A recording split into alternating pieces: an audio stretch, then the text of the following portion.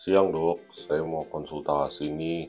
Saya belakangan semenjak kena COVID, jadi kayak sering sakit-sakitan. Padahal vaksin COVID-nya lengkap sampai udah booster. Baik Pak, coba saya periksa dulu ya. A few moments later. Gimana dok? Apa ada yang salah sama tubuh saya? Nggak ada yang salah sih Pak, cuman memang setelah sebelumnya kita jarang keluar selama awal pandemi COVID ya, dan masih banyak orang yang protokol kesehatannya masih bagus kan waktu itu ya. Kan jadinya orang-orang tuh jarang terkena kuman, jadi sistem imun kita tuh memang agak ya tanda kutip kurang terlatih lah. Makanya sekarang begitu udah jarang protokol kesehatan, PPKM dicabut, jadi makin banyak tuh orang gampang bolak-balik sakit karena sudah mulai terpapar kuman-kuman lagi. Plus banyak orang dewasa yang juga masih tidak melakukan vaksinasi selain vaksin untuk COVID. Padahal ada banyak vaksin lain loh Pak. Vaksin bukan untuk anak-anak selain COVID, ada yang lain dok. Kirain cuma buat COVID aja.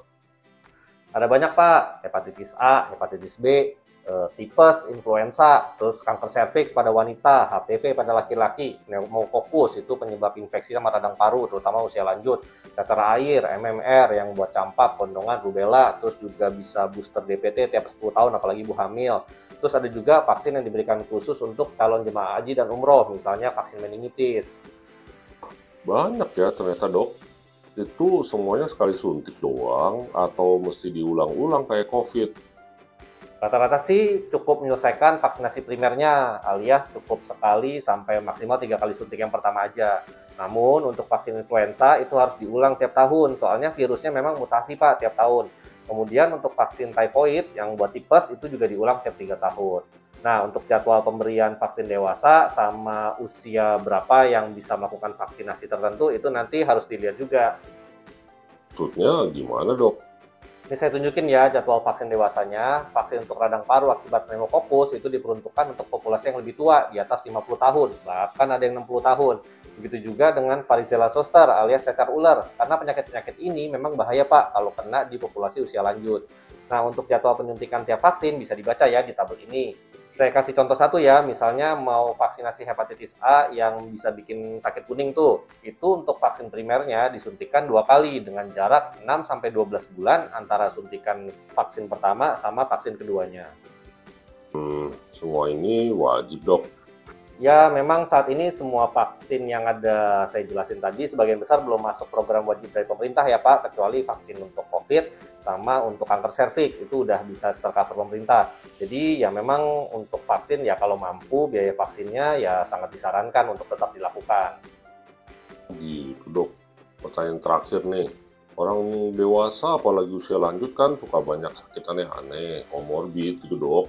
Semua vaksin ini aman. Nah, terkait faktor komorbid juga sudah ada rekomendasinya, Pak. Ini saya tampilin langsung tabelnya ya untuk para sobat waras yang nonton.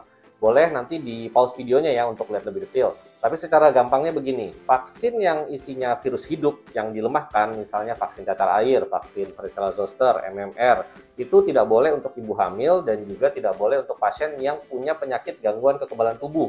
Contoh lain juga misalnya pasien HIV yang kekebalannya masih jelek banget, kadar CD4-nya di bawah 200.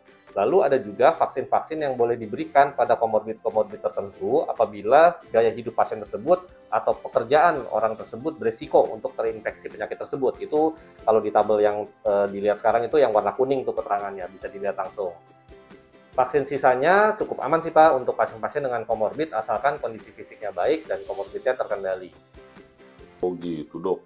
Kalau gitu saya maunya yang influenza dulu aja deh. Soalnya belakangan sering flu berat sampai demam tinggi dan sakit kepala. Baik Pak, jangan lupa nanti tiap tahun vaksin ulang ya, karena memang harus ngikutin pola mutasi dari virus influenza yang dominan di lingkungan saat itu. Oh macam booster gitu ya dok? Gak usah dok. Saya rasa cukup sekali suntik aja. Nanti saya boosternya pakai ini nih. Astaga Tuhan.